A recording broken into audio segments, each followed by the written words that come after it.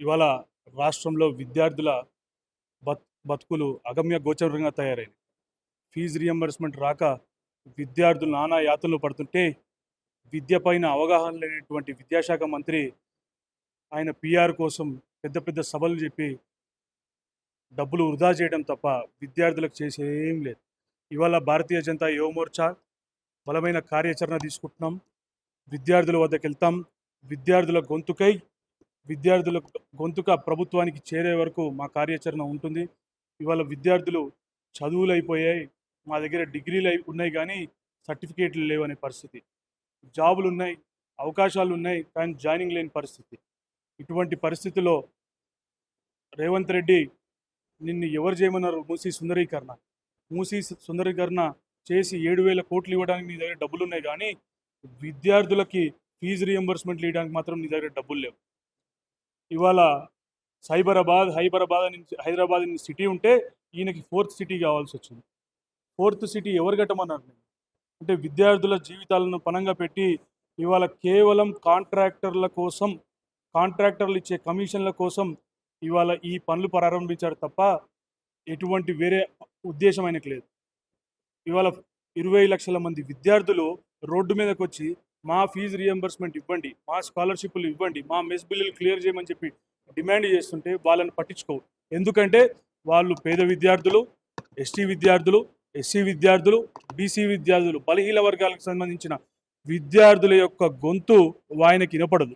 ఎందుకంటే ఈ విద్యార్థులు చదువుకుంటే రేపు ఈయనని ప్రశ్నిస్తారని చెప్పి ఇవాళ వాళ్ళందరికీ ఫీజు రియంబర్స్మెంట్ రాకుండా డిలే చేస్తున్నారు. మేము ఇప్పుడే వాళ్ళని డిమాండ్ చేస్తున్నాం.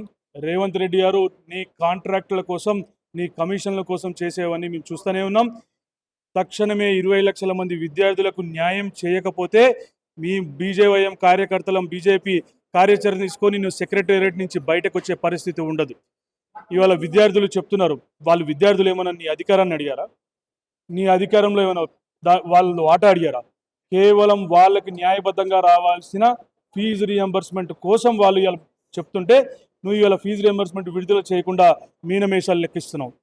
మేము డిమాండ్ చేస్తున్నాం, ఫీజు రియంబర్స్మెంట్ వెంటనే విడుదల చేయాలి. లేని పక్షంలో నీ సెక్రటేరియట్ ముట్టడించడం జరుగుతుంది. మీ మంత్రులు కూడా జిల్లాల్లో తిరగని పరిస్థితి ఉంటుంది.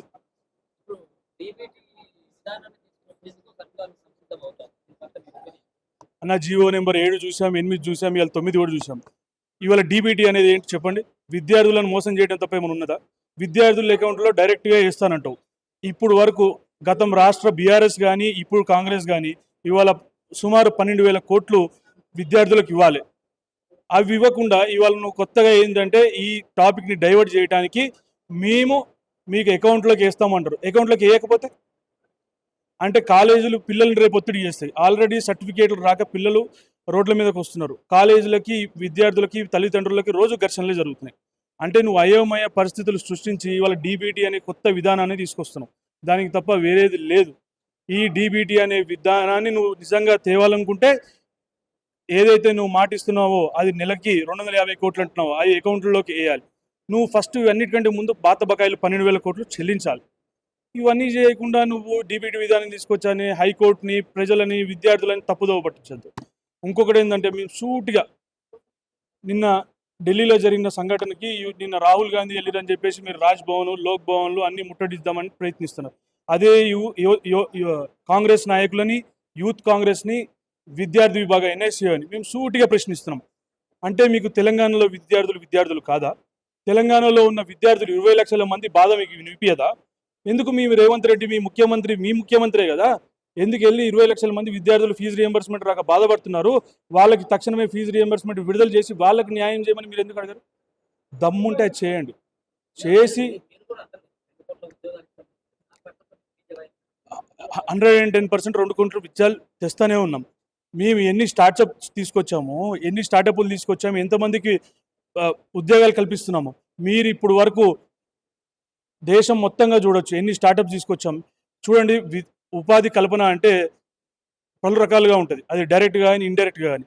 ఎన్ని హైవేస్ వచ్చినాయి, ఎన్ని ఎయిర్పోర్ట్స్ వచ్చినాయి, ఎంతమంది రైతులకి న్యాయం చేస్తున్నాం. ఇవన్నీ ఉద్యోగ కల్పన కాదా? ఒక ఎయిర్పోర్ట్ తీసుకొస్తే ఎంతమందికి ఉద్యోగాలు వస్తాయి? ఒక ఐఐటీలు, ఐఐఎంలు ఇవన్నీ రావడం వల్ల టీచర్స్కి ఉపాధి వస్తుంది, ఒక మెడికల్ కాలేజీలు కడుతున్నాం, దానివల్ల డాక్టర్లకు ఉపాధి వస్తుంది. ఈయన ఏం చేశాడు చెప్పండి? ఈయన వచ్చిన 3 సంవత్సరాలు ఒక్క నమూనా చూపించండి రేవంత్ రెడ్డి గారిని, ఒక్కటి చూపించమని చెప్పండి. ఏ విధంగా తెలంగాణలో నీ మార్కు పాలన ఎక్కడ కనిపిస్తుంది? అరే విద్యార్థులు అండి, వాళ్ళు ఎస్టీ ఎస్సీ బీసీ విద్యార్థులు. ఒక విద్యార్థికి చదువుకు దూరం అయితే అతనికి ఒక్కరికే నష్టం కాదు, ఆ ఫ్యామిలీ మొత్తానికి నష్టం, ఆ కుటుంబానికి నష్టం. తెలంగాణ భవిష్యత్తు, తెలంగాణ ఏర్పడింది విద్యార్థులు యువత కోసమే. అట్లాంటి విద్యార్థులను యువకులను పక్కన పెట్టేసి మూసీ నదిలో నేను గాంధీ స్టాచ్యూ పెడతా, దానికి 7,000 కోట్లు ఖర్చు పెడతా అంటే, అరే చేసుకో, నీ అభివృద్ధికి భారతీయ జనతా పార్టీ ఎప్పుడు అడ్డు రాదు. కానీ నీ కమిషన్ల కోసం కాకుండా దయచేసి విద్యార్థులు పడే బాధను అర్థం చేసుకొని ఆ 20 లక్షల మంది విద్యార్థులకి వెంటనే ఫీజు రియంబర్స్మెంట్ విడుదల చేయాలా, లేకపోతే భారతీయ జనతా యువ మోర్చా ఆ విద్యార్థుల తరఫున వాళ్ళ గళాన్ని వినిపిస్తుంది, సెక్రటేరియట్ని ముట్టడిస్తాం.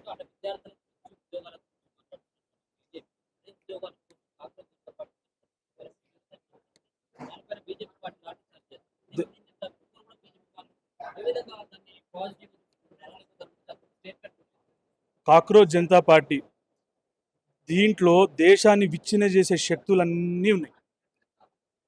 చూడండి, సింపుల్ అండి. ఒకవేళ మేము అనుకున్న మాట నిలబెట్టుకోకపోతే 14-12 సంవత్సరాలుగా మాకు అధికారాన్ని ఎందుకు కట్టబెడుతున్నారు? ఇలా నరేంద్ర మోడీ గారి దిక్కు పలు దేశాలు చూస్తుంటే ఈ దేశంలోనే ఎందుకు ఇట్లాంటి వ్యతిరేకత వస్తుంది? ఎటువంటి వ్యతిరేకత లేదు. ఇది సోషల్ మీడియా కోసం, ఫోటోల కోసం, వీడియోలు చేసే ఇది ఆందోళన తప్ప వేరే లేదు. అదే నేనేమంట 110% అండి. మీరు చూస్తున్నారు ఇప్పుడు వీడియోలు కూడా, నీట్ పరీక్షలు అంటే నీట్ అంటే ఏంటో కూడా తెలియలేని పరిస్థితి. 100% ఉంటారని అన్నారు, దీంట్లో 50% మంది, ఇంకో 50 మందిని తీసుకొచ్చి మీకు అన్యాయం జరుగుతుంది, అది చేయండి, చూడండి. ఒకవేళ నిజంగా అన్యాయం జరిగితే 20 లక్షల మంది మళ్ళీ నీట్ రాశారు. జరిగింది కదా, నీట్ పరీక్ష జరిగింది. కాంగ్రెస్ ప్రభుత్వం 80 సార్లు లీక్ అయింది. ఇదే టీఆర్ఎస్ ప్రభుత్వం ఇలా కేటీఆర్ ఇన్ని మాటలు మాట్లాడుతున్నప్పుడు 12 సార్లు పేపర్ లీక్ అయింది. జిరాక్స్ సెంటర్లో పంచిరండి పేపర్లు.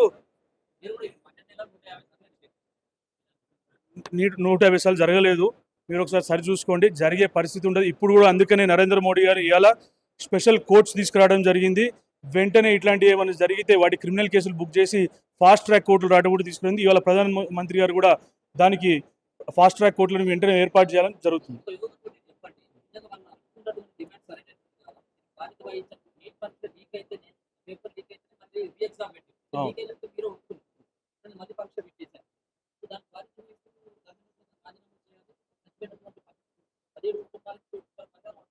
పరిహారం ఇవ్వడం జరుగుతుంది.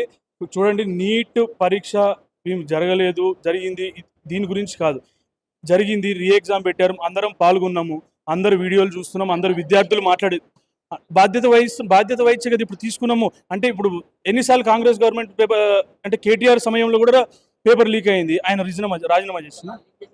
మేము అంటే లీక్ అనేది నేను చెప్తున్నా కదా, ఇంత పెద్ద పైనుంచి కింద వరకు ఉంటుంది. ఆ సంఘంలో ఎక్కడో జరుగుంటుంది తప్పు, కానీ అదేమి విద్యార్థుల జీవితాలు నాశనం చేయాలని కాదు కదా.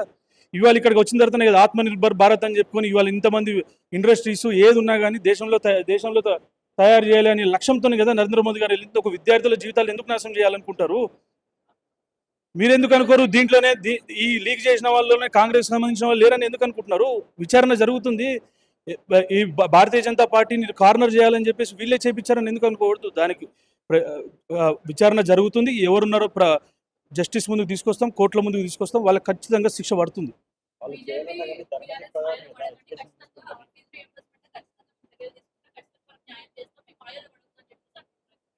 మాయలో పడకండి. ఎవరు పడమన్నారు? రిలీజ్ చేయొచ్చు కదా. మేము మాయలో పడమన్నామా? మేము పడమన్నామా విద్యార్థులను మా మాయలో? మరి రిలీజ్ చేసి నువ్వే గొప్ప సీఎంగా విద్యాశాఖ పైన ఎంత అవగాహన ఉన్న విద్యాశాఖ మంత్రి ఉన్నాడు కదా మనకి రేవంత్ రెడ్డి గారు. రిలీజ్ చేయొచ్చు కదా. రిలీజ్ చేసి మమ్మల్ని భారతీయ జనతా పార్టీని అడగచ్చు కదా, నువ్వేం చేసావని. ఇవన్నీ ఎందుకు ముసలి కన్నీళ్ళు?